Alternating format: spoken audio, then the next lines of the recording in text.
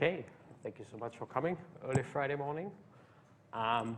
Today we will continue our journey into graphs. And I will show you actually some really cool invariant of a graph, kind of the first really good one, like in 10 or 15 minutes. But before that, let me show you how to prove the theorem. And tiny correction from last time. So I try to keep the slides up to date. So if you find any typos, let me know. So if you have loops, and we'll see that in the proof. I'll show you in a second why we want that. If you have loops, then they count twice. So this guy has degree 6. Last time I claimed it has degree 3, but you count them twice. So the vertex A here has 1, 2, 3, 4, 5, 6 edges. Okay? So mild correction from last time. If you find any typos, let me know. I try to update the slides. Okay, so here we have this equation, and it's also called the handshaking lemma. And I'll show you in a second why it's called the handshaking lemma. You'll see that in the proof. But note why this is so remarkably good, because it kind of connects the global information, the number of edges, which is here on the right-hand side, and the local information, the degree of vertices, in kind of a non-trivial way. So the sum of all vertices, of degrees of all vertices, is twice the number of edges. Okay, so let's do an easy example. So if you have this one, then the degree of my little vertex, let me call it V, is just 2, and 2 is, of course, also twice the number of edges, 2 times 1. And if we have this one here, then we have degree V and W, so V and W, both being 1, and that's, of course, again, twice the number of edges because you just have one edge again. It turns out that this is completely general. So if I pull up a graph with 1 trillion vertices and God knows how many edges, it's still true. And that's kind of really remarkable. Right? It's a local information on the left side, on the left-hand side, and it's a global information on the right-hand side. Let me show you the proof. The proof is really, again, very beautiful. And it explains why it's called the handshake lemma. Essentially, it's the following. You can think of a graph. So let's think of this graph as being just a certain number of people. Certain people, here's person number V, and here's person number W. And you put an edge between them if they shake hands. Okay. And the only observation we have, the only other observation that we need, is if you shake my hand, I shake yours. So there's always some even thing. So V shakes W's hand. So V has degree 1 or more, and W shakes V's hand, so this edge contributes twice for V and for W. Right? So shaking hands is a two-sided operation, and if you put that together, you will just get that. The degree on the one side is always twice the number of edges, because every handshake, every edge contributes exactly twice. And that's why we want the loop to count as twice. It's like shaking your own hands, and you somehow count the number of hands if you want. A pretty simple proof for an absolutely non-trivial statement. I said again, it's really just shaking hands is a bisided operation. That's really just what the proof is. So it's pretty simple. It's remarkably simple. It's a very powerful operation. So we'll use that several times. And, well, I hope the name handshaking lemma is now reasonably clear. Okay. Well, strictly speaking, you would need to do induction on the number of edges. Fine, you could read it on the slides. Not that exciting. Okay, fine. Here comes the main invariant of a graph. So we want to associate, so graphs are like a large subject, and we take them up to isomorphism. And it's sometimes maybe not so easy to decide whether two graphs are the same or not. Here's a numerical invariant, meaning a number you associate to a graph, which can help you to tell graphs apart, and knows more about the graph, and we'll see that. And it's ridiculous. It's really fantastic. It's really easy, very easy to compute, and still quite powerful.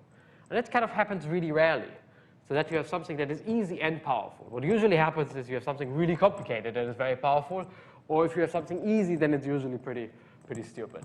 But here, is a rare example of something that is easy and powerful at the same time. And it's called the Euler characteristic named after Euler, who used that masterfully. We'll see that kind of much later. But anyway, it's a really easy idea. So if you have a graph, then clearly the number of vertices will not change under isomorphism because it's a bijectional vertices. And similarly, the number of edges will not change. What is way trickier, and kind of the key player here, is that the difference between will also not change. So the Euler characteristic is the number of vertices minus the number of edges. Number of vertices minus the number of edges. Kind of, it just falls out of the blue. I mean, Euler was obviously very brilliant, but for me it just falls out of the blue.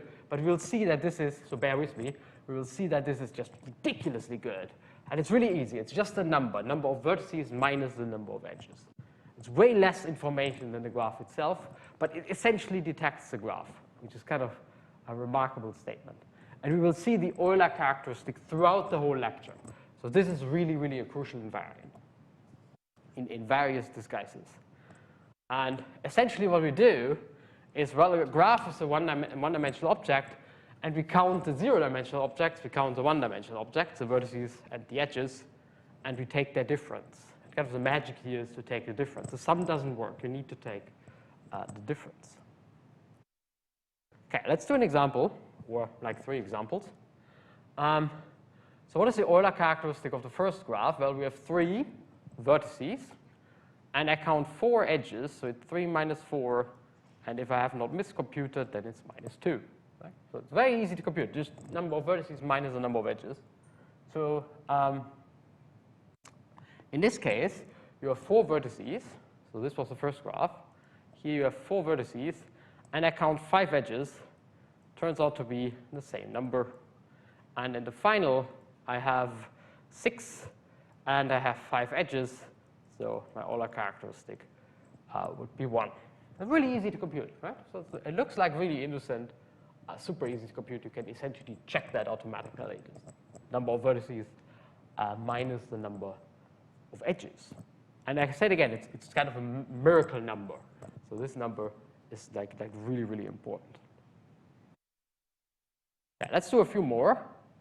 The top one, 6 minus 6, if I'm not miscounting, should be 0. Let's try a little bit more of a complicated calculation. So I claim the number of vertices of the complete graph is n. I hope that's reasonably clear. We have just 6 in this case. The number of edges is not difficult to compute, and I just tell you the answer. So the number of edges is this one here. So number of edges, number of vertices. And if you just do the calculation, you can write down a closed formula for the Euler characteristic of the complete graph, and similarly for the complete bipartite graph. Okay, so let me just go back again to the formula, kind of the magic formula. Vertices minus edges. It's always this type of, I mean, very, very strange. Why should you take the difference? Why should you do this? But it actually really works. So stay with me here. And it's really simple, right? In the top example, 6 minus 6, 6 vertices, 6 edges. There you go. You get a number associated to a graph. And it's usually denoted by chi. That's the notation used by Euler. Well, we'll go for it. So chi, the Euler characteristic of a graph, just vertices minus edges. Can't be much simpler, right? Let me just go back. Vertices minus edges, my little formula at the top, can't be much simpler. Okay, so one number associated to a graph. One number to rule them all. It's a fantastic number. Okay. We'll come back to the Euler characteristic momentarily. But first, let me show you an operation on graphs, and then we come back to the Euler characteristic and how it relates to this operation. And again, I recommend not to read the definition. I will go in a second and show you the examples, and then you can come back to the definition and read the examples. So a subdivision is really just the following. You take, locally, you take 2 vertices and an edge between them, and you put an extra vertex in between. You subdivide the edge. You put an extra vertex in the middle, and you can do that on any edge you want. So here, for example, if I want to subdivide this edge, then I put in another edge in the middle, and I relabeled it. So the edge 3 is the new one. So I relabeled it by saying this one goes to here, this one goes to here, and this one is the new player, right? The one I put in the middle. I just take the line and I put an extra dot in the middle. I can do that everywhere. So I can do that, for example, on this guy here. I put another vertex in the middle. Or I can somehow do that repeatedly. So let's say you start with a line, and then you can just go ahead. So here you have a line, let's say with 4 vertices. So you can do that repeatedly, put another vertex here, another vertex here, another vertex here. So you get a line with 7 vertices, and you can continue, and you would eventually get all the possible lines. So subdivision is kind of a nice and easy operation. You just pick an edge, and you subdivide it in the middle by stacking in an extra vertex. And as we have learned last time, it doesn't really matter about the labeling. So whether you call the new vertex whatever, 3 or 5 or 6, it doesn't matter. The graph will be the same up to isomorphism. Okay, that's the operation of subdividing edges. And the point is, if you have a subdivision, and I denote that by this funny dot on top of the graph, so any subdivision, a subdivision is doing this step repeatedly, right? Finitely many times, but as many as you want. That's a subdivision of another graph. So you have a graph, and you just do that as often as you want, and the Euler characteristic will not change under subdivision. Okay? So for example, in our little example of the line, so let's double check that. So I took here the line, and I subdivided it. So what is the Euler characteristic of a line? Well, I have 4 vertices, and I have 3 edges. So the Euler characteristic is 1. So what is the Euler characteristic here? Well, I have now 7 vertices and 1, 2, 3, 4, 5, 6 edges. So the Euler characteristic is still 1.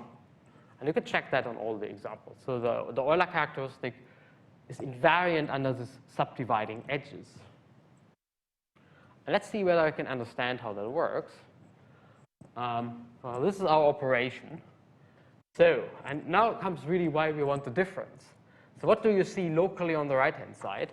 Well, you see 2 vertices and 1 edge, right? So 2 and 1. So what happens under subdivision? You create an extra vertex. So 2 goes up by 1. 2 goes up by 1 plus 1. But you also create another edge because I've subdivided 1. So I have now 2 edges. Right? So 1 goes up by 1 as well. So plus 1, and I go up to 2. Just as a local operation.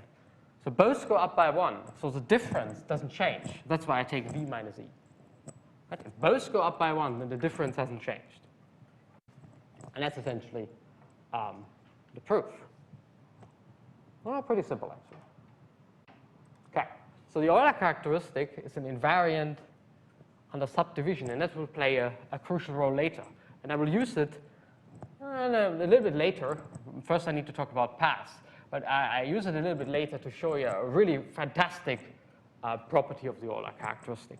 Keep in mind that it's actually in this lecture I'm going to convince you that the Euler characteristic is the one ring to rule them all, the one number that does some magic for you. So let me pull up the definition once more, because it's just so fantastic, so easy. Euler characteristic is really just the number of vertices minus the number of edges. Couldn't be much easier. Okay. Okay, slight detour. I need to talk about paths, and then we come back to the Euler characteristic. Pun intended, we are talking about detours now, about paths. Okay, again, there's a definition, but let's not look at the definition. Let's look at the examples. So a path is really just a collection of vertices.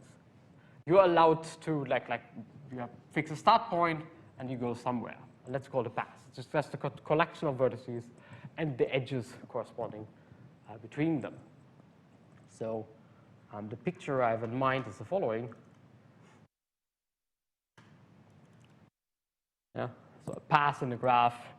I start somewhere, and I just take a path, right? That's exactly what you would do if you would go on a walk. You just walk along the graph, and that's called the path. Here, in this case, it starts at vertex 1, and it ends apparently at vertex 125. Okay. I hope that makes sense. And the length of the path is the number of steps you take, the number of edges you see. So my bottom pass here is of length 4 because I'm going E1, E2, E3, E4, right? So I have 4, step 4. A pass is completely general, so you're allowed to do something completely silly. You're allowed to do something like this, going back and forth, like taking a step forward, taking a step backward, taking a step forward. You're allowed to do that. That's a pass as well. A little bit of a stupid pass. But it's allowed. Or there is the one pass that everyone forgets, namely the lazy pass. I stay here and I don't move. That's also a pass. So if you just chose the start vertex and the start vertex is just the end vertex without anything, that's a pass. Hope that makes some sense. Okay. And how is that related to what we have seen before? Well, the following. Okay, yeah, that's what I just said. The lazy pass is my funny pass of length 0, right? I just stay here and I don't move. So every vertex itself has a pass. It can go back and forth. A pass can essentially do everything, but a pass also tracks out a graph homomorphism from the pass graph into the graph. And that's where the name comes from. Really, it's just, it could be something crazy, I say it again. So you take your pass graph, something like this, and you have some other graph, whatever. Let me just draw some other graph, something like this, and a homomorphism, so a map of graphs, like the same as an isomorphism, but without having a bijection, is just putting the top one into the bottom one, like this, for example, or like this, just going along. So it's really just putting a path into your graph.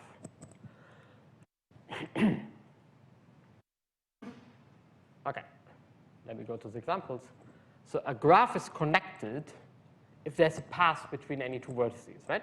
You want to take a walk, so you're walking, and if you can reach every other point, then it's connected, and non-connected otherwise. And the connected components, we can just collect them. Here, so for example, I can't walk from 1 to 2, but I can walk from 2 to 3. So it's not connected, and there's two connected components. Let me mark the connected components for you. So here's one, and here's one. And you can just check that, because from here I can just walk, and well, from one I can't go anywhere. So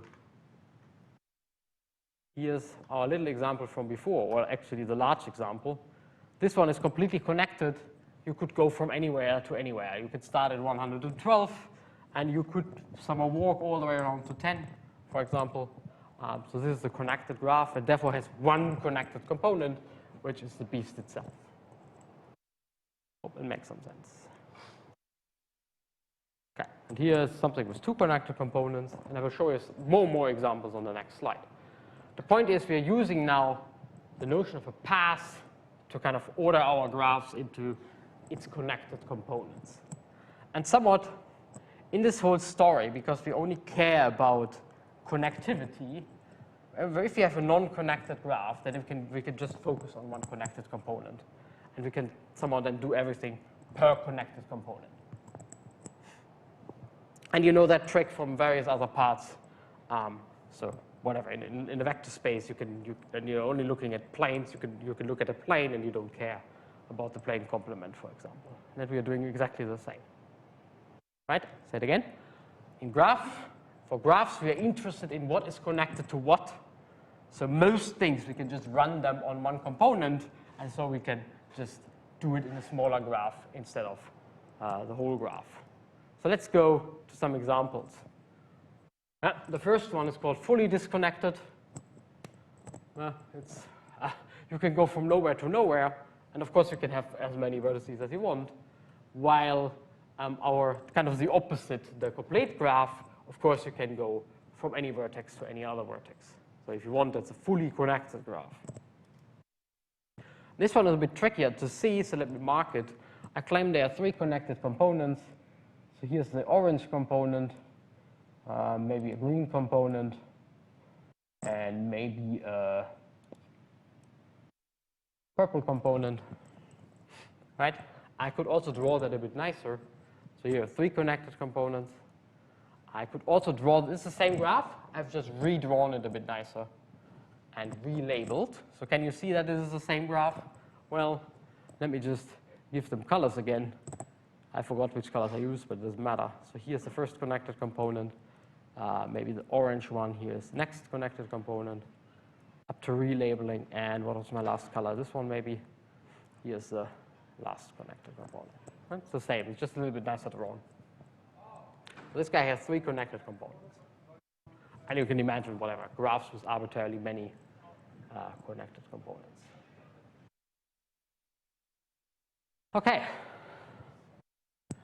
And there's a certain type of paths which are really, really important. So if you're thinking about taking a walk, so what you very often do is you start somewhere, take a nice walk, and you eventually come back to where you started. And these are certain paths which are very special, and we call them cycles. Because you start somewhere, you do something, go around, and you come back to where you started. Right? Let me show you an example. For a cycle, start and end doesn't really matter because it's a cycle. So you just go around and you end where you started, and what you create is the cycle. As you can see, that's where the name comes from. It turns out that cycles in graphs are like very important in the theory. Hope the notion of a cycle makes a reasonable amount of sense. Okay, and kind of the same oops, that was too fast. The same observations as before. There's a very boring cycle. I just stand here and don't move. So if people are very lazy and you don't want to take a very long walk, that counts for me as a walk and also as a cycle. Oh yes, I should say that I sometimes say cycle, sometimes I say circuit. It's the same.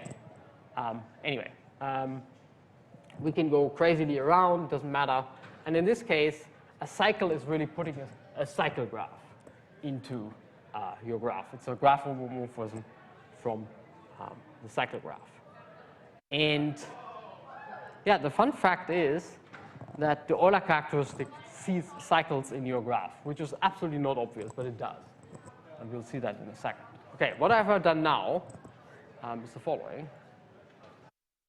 I told you about we're walking along in a graph. That kind of makes sense.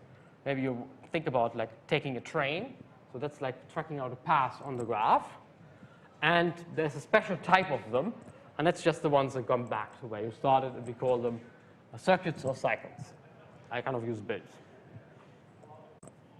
Okay, and that seems to be a reasonable notion. So we somewhat want to do something like count the number of them, or make sure that we understand that you can go from every vertex to another, or we want to know how far they are away, like you want to know what is the shortest path from a vertex to another, something like that. So if you think about, I'm taking a walk now and I want to go from A to B, well, maybe you're interested in the question, what is the shortest walk, so what is the shortest path from A to B? Some questions of that type. That's what we would like to ask. Good. And in order to make that kind of a good definition, we kind of want to get rid of this crap here. So you start at a vertex, and then you go back and forth, and back and forth, and back and forth, and back and forth.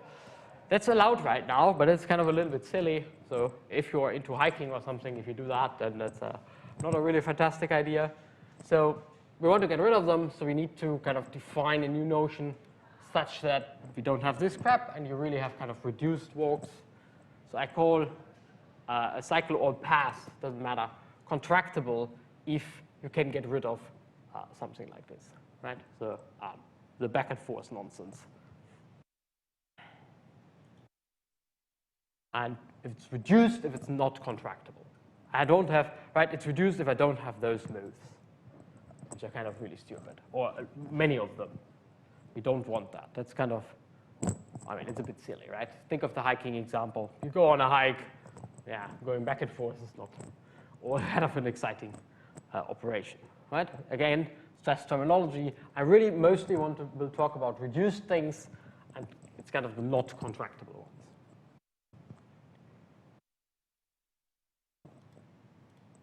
Okay. And the point is, of course, I mean, this operation is so stupid. I could just somehow replace something by a smaller one, just replace it. Okay, so that's why the reduced ones are really the efficient ones. We don't have any stupid back and forth. That's really what we want to study. So essentially, I will never really care about the back and forth ones, but they are included in the definition a priori.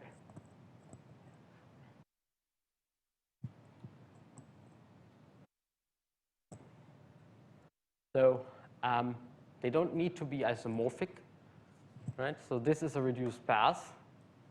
If you have something with two loops, taking this one and then taking this one is reduced. It's a little bit of a silly operation, but it's clearly not a cycle. So just to be careful. Yeah? But we still will study reduced paths. Okay, so what we have seen now, and we'll connect that to the Euler characteristic at the end of the lecture, is the idea of course, we are studying something that is connected. We are studying train tracks. So clearly, we want to eventually have some notion of walking around in our graph, and it's called paths, and the ones that cycle around are called cycles or circuits. And the only thing I told you is, okay, the general definition includes the back and forth operation, which is kind of stupid, and I just told you that it's actually better to look at the reduced ones. So reduced paths or reduced circle. Okay, hope that makes some sense. And we are now studying a certain type of graph, which is one of the crucial class of graphs, which do not contain those guys. Okay, we'll see what that means. And keep these guys in mind. They're called trees, and I will ask like a trillion questions about trees, because they form a really, really important class, and they kind of turn up in nature everywhere. Okay, so a non-trivial circle is exactly that. So I stand here and don't move. Okay, fine, that's trivial, and everything that moves is non-trivial. Okay, hope that makes sense. And a tree is a graph that has no non-trivial cycles. And it turns out that they appear in nature everywhere. So trees are essentially of this form. They look like a tree. I have another one for you. They look like a tournament tree, if you want. Right? They don't have any cycles. And they somehow turn up in nature all the time. So here's a tournament tree. Put to the side. Why not? And it's to turn up in chemistry, for example. So those are all molecules that have very similar chemical behavior. It turns out it comes really from that they form these nice trees. You have never any circles here in those trees. So it turns out that trees are a very important class of graphs. Right? And it's kind of the easiest one you can imagine. So it's kind of a little branching here. And essentially, they always look like something like this. Right? A tree is something where you cannot move in a cycle. You just cannot. Unless you're doing something like this, back and forth. But I have no back and forth operations. So without back and forth, you cannot move in a cycle. That's essentially what a tree is. And it's called a tree because if you just draw this picture like this, which I'm trying to do now, it kind of looks like a tree. Right? So this is an example of a tree drawn like a tree. So you can see the leaves of the tree. You can see the root of the tree. So these are trees. Graphs without cycles. And I say it again, of course you can move something like this, but that's kind of boring. We kind of exclude that.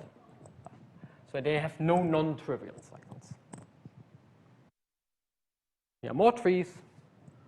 So these are all small connected trees up to 7 vertices, and you can see, well, the path is a tree, for example, and there are many other trees, and you never see any cycles. I hope it makes sense now what a tree is. And you can somehow list them. There are not that many of them, actually. Okay, so how many trees, for example, do we have on 2 vertices? You can't do much on 2 vertices. So let's say connected. Well, you need to put an edge. And that's essentially what you can do, because if we would put another edge, let's say like this, you could walk in a cycle, right? So we don't want that. You can't walk in a cycle, so this is the only one you can draw. And you can think about trees of length 3, trees with 3 vertices. You could still only draw 1. And with 4, you can draw 2 different trees. How can you see that they are different? Well, this guy here has a vertex of degree 3. And here, there's no vertex of degree 3. And you just list all of them. I hope it makes sense what a tree is. So trees are very important. They turn up in nature and they play also an important role in the theory itself. It's kind of always very beautiful how kind of the real world and kind of the abstract world tend to go hand in hand. And this is one of the examples what those funny trees do. Yeah, so let me pull up those guys again here. So in chemistry, you see them all the time. All similar properties. They all form those funny trees. Very good. So they're all trees. You can never see any cycle in them. Hope that makes some sense. And I call these guys here the vertices of degree 1, if you had to keep this picture in mind. All of these, in this case, they're called the leaves of the tree. Well, just keep that picture in mind. It actually looks almost like a tree. So they're the leaves of the tree, the vertices of degree 1. So here, for example, all the edges are trees. All the edges are leaves. They're the vertices of degree 1. They're the leaves in the tree. And every tree has at least 2 of them, unless it's boring. Let's have a look at the list again. So theorem, it's really important, kind of not very difficult, but it's kind of really important. Every tree which is not too boring has at least 2 leaves. So let's have a look at the list. Well, the extreme case is a line. For the line, these are the 2 leaves. You have exactly 2 of them. And as soon as the tree gets a bit more complicated, you will see many more leaves. Like here, this one has 3. This one has quite a lot. 1, 2, 3, 4, 5, 6, and so on. So as long as you're not too small and too boring, you always have 2 leaves on at least 2 leaves. You could have more on a tree. And we'll see in a second why that is an important statement. So if my formal statement is if you have at least 1 edge, okay, so if you're not completely boring, because this is a tree, just 1 vertex is a tree itself. It's just a very, very boring tree. It's a wannabe tree. But this one, of course, doesn't have any leaves at all. Fine. But as soon as you're not completely boring, you will have 2 leaves. And why is that interesting? Well, imagine we have now our little tree here. So let's say we have this tree, and we have all these leaves on this tree. So what we could do is we could use an induction. So we can just remove one of the leaves, and we would go back to our class from before. Right? So if you remove a leaf from a tree, you get back a tree. So if you remove a leaf here, so you cut off this one together with its edge, you get this one. If you cut off this one, for example, you will get 6, this one here. Right. So whenever you cut off a leaf from a tree, and you can really think of this in the real world. Whenever you cut a leaf of a tree, you still have a tree. And that's just a really powerful way to argue what's going on with trees. Okay, I will skip the proof. I'm a little bit short on time, but it's not very difficult. It's on the slides. But let's enjoy the theorem for a moment. Every tree has 2 leaves, and the idea is you cut off leaves and you get a tree again, so you can somehow do some induction or recursion on trees. So tree is a very nice class of graphs that is closed under cutting of leaves, if you want. Cool. And our little Euler characteristic can detect trees. So tree has always Euler characteristic 1. Cool. So let's double check that here. So which one is not completely that? Maybe this one. So this one has 1, 2, 3, 4, 5, 6, 7 vertices, and 1, 2, 3, 4, 5, 6 edges. So it has Euler characteristic 1. So the Euler characteristic detects trees. This is kind of a remarkable type of statement. So if you, where is it? So the Euler characteristic of a tree is always 1. And how can we prove that? And well, essentially we do the following. So let me just do it. I've written down the formal proof, but let's just do it here on an example. So let's say we start with this tree, and we want to know what its Euler characteristic is. Okay, fine. And let's say we have checked it for all trees with 6 vertices, but this tree has 7 vertices. So what do? We cut off a leaf. So you kill a leaf like this, and you go back to one of the others, and now you know that one of the others has Euler characteristic 1. Right? So you have checked it for all smaller ones. So Euler characteristic is 1, chi is 1, but you've cut off a leaf. A leaf is always one vertex with one edge. So what is the difference? You add 1 for both, so the difference doesn't change. And that's essentially the proof, right? So a leaf is just a vertex with one edge. So V is 1, and E is also 1. In other words, the difference is 0. So if you add one of them to your graph, the Euler characteristic wouldn't change. I hope that makes some sense. And that's essentially the proof. I mean, I write it down on induction, but it doesn't really matter. And in particular, for a tree, the following is always true, which is just rewriting the Euler characteristic. Euler characteristic is V minus E. If we know that this is 1, we know that V must be E plus 1. Right? So for a tree, that's always true. We can do it again on the trees. Which one is not completely messy here? This one, maybe. So we have 7 vertices, and we have 1, 2, 3, 4, 5, 6 edges. Right? So Euler characteristic is 1, and the number of vertices is 1 bigger than the number of edges. It's kind of magic. It somehow doesn't seem to come natural or immediately from the definition of having no cycles. But trees are exactly the graphs with the connected graphs with where the vertices are 1 bigger than the number of edges. Right? It's really not obvious, but it follows from the leaf argument. You take off a leaf, and it will work out nicely.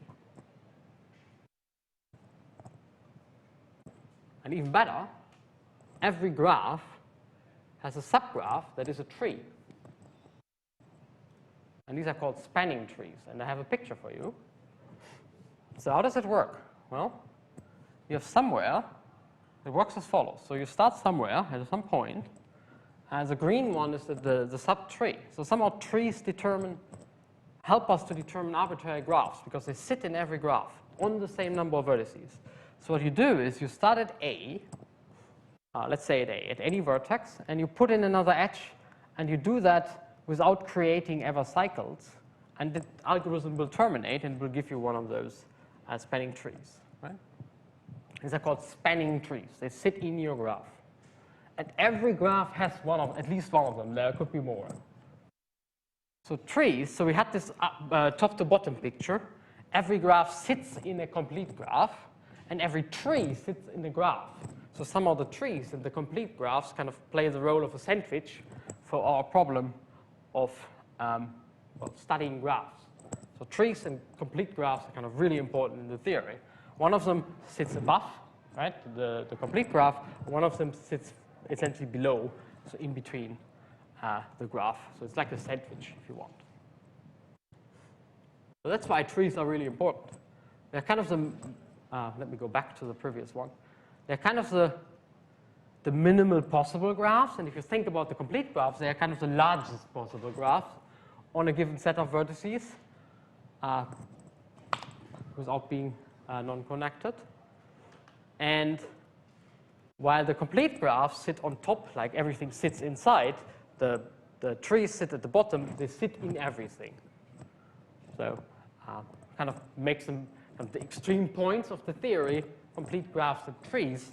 So they should be important, and indeed they are. And again, nature somehow seems to mimic that. The trees are kind of very efficient things, so nature likes them, and you see them somewhere, everywhere. I hope that makes some sense. Okay, I had a proof, but let us rather look at this equation. So trees are really the efficient ones. That's what I said before. But this theorem justifies that, or this corollary, because they have the maximal possible Euler characteristic. In other words, because Euler characteristic is vertices minus edges, there's a minimal distance between vertices, number of vertices and number of edges. So they are very, very efficient. They have very few edges. They like the contrast to the complete graphs. And here's a formal statement. So you need this connectivity, but I try to convince you that's not a huge restriction because we can somehow focus on the connected components anyway. But all connected graphs have Euler characteristic smaller than 1. So whatever, -5 or something. And if they have 1, they are a tree, precisely in that case. So if and only if. In other words, the trees are really the efficient graphs. Right? The Euler characteristic, the distance between V and E is minimal for trees. I hope it makes some sense. I say it again, why are trees interesting? They sit inside everything and are kind of minimal with respect to the property of being connected, which is kind of justified by this statement. The only confusing thing is that it goes the other way around, but remember that Euler characteristic is vertices minus edges. That's why the sign turns around. So it goes backwards. But they are the most efficient graphs on a certain number of vertices in the sense that you have very few edges compared to the number of vertices. In stark contrast to the complete graphs, which do exactly the opposite. You just throw in every edge that is possible. And they kind of sandwich all graphs, trees and complete graphs, together, which is exactly why they are so exciting. So if I ever ask you like a question like, here's a graph, it has Euler characteristic -7. Is it a tree? The answer is no, because Euler characteristic of a tree is always 1. And vice versa, if I say, whatever, it's an if and only if, right? So if its Euler characteristic is 1, you can be sure it is a tree. I hope that makes some sense.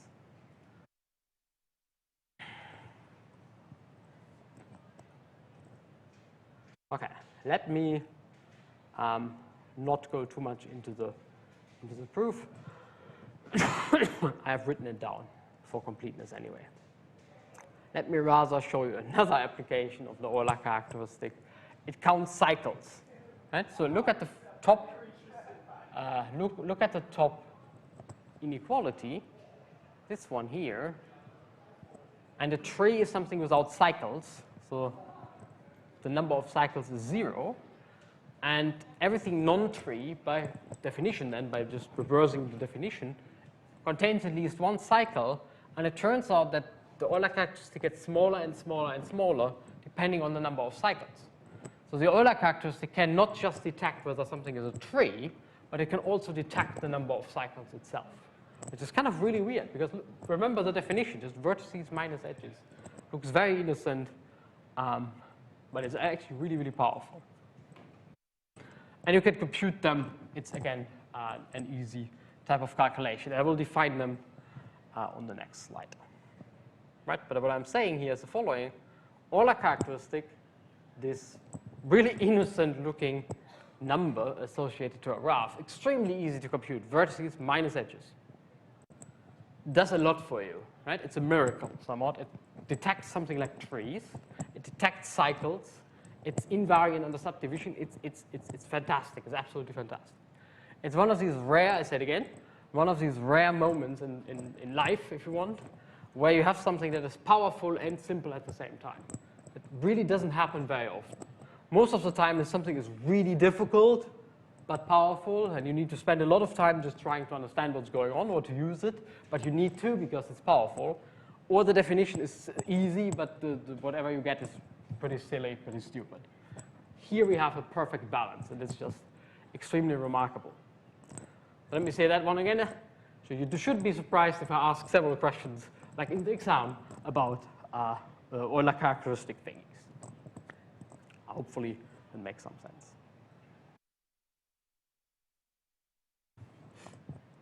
And the notion of an independent cycle is a bit difficult to decide, but let's have a look at the formula again.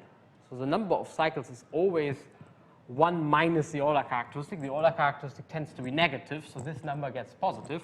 1 minus a negative number is a positive number. And you can just count them. And they're defined by having no common short path. So in the first case, there is no cycle anyway. And Euler characteristic is 1. And 1 minus 1 is 0, so it works out perfect. So this one has Euler characteristic minus 1. So let's try to count. I see 4 vertices, and I see 5 edges. So the Euler characteristic is indeed -1. And now let's go back to the previous slide. 1 minus the Euler characteristic. So 1 minus -1. If I'm not completely mistaken, it should be 2.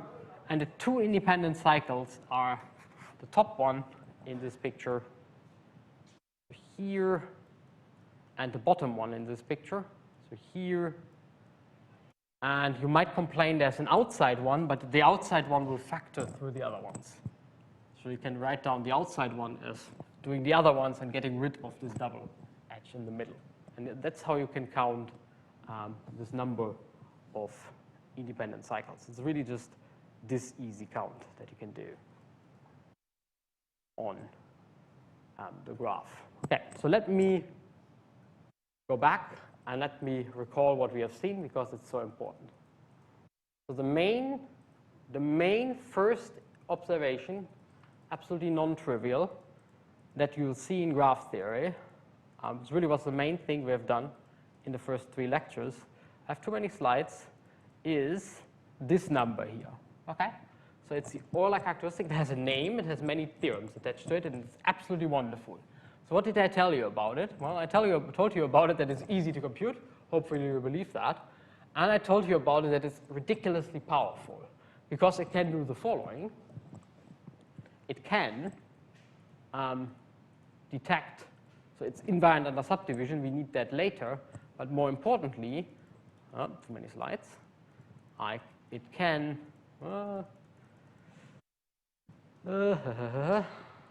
okay, it can detect trees. Where's my statement? Here. There you go. So it detects trees. So it will detect, and I haven't written that down. It also detects complete graphs, but I haven't written that down. So it detects trees, meaning that if the Euler characteristic of anything you take is 1, then it will be a tree. Okay? Unless it's non-connected, but let's ignore the non-connected ones. Where's my statement? Here. Okay? So if the Euler characteristic is 1, then you have found a tree. And trees are the important things because they sit in everything, kind of the absolutely optimal with respect to number of vertices compared to number of edges. And on top, I haven't told you that, it's not on the slide, so we'll never ask a question about it, but trees will also, Euler characteristic can also detect the complete graphs. So kind of the Euler characteristic is the one number that you need to compute, and it will tell you a lot about your graph. Okay, that was what I had for today. So the Euler characteristic is kind of the main invariant, and we will see it all the time. Thank you so much for coming.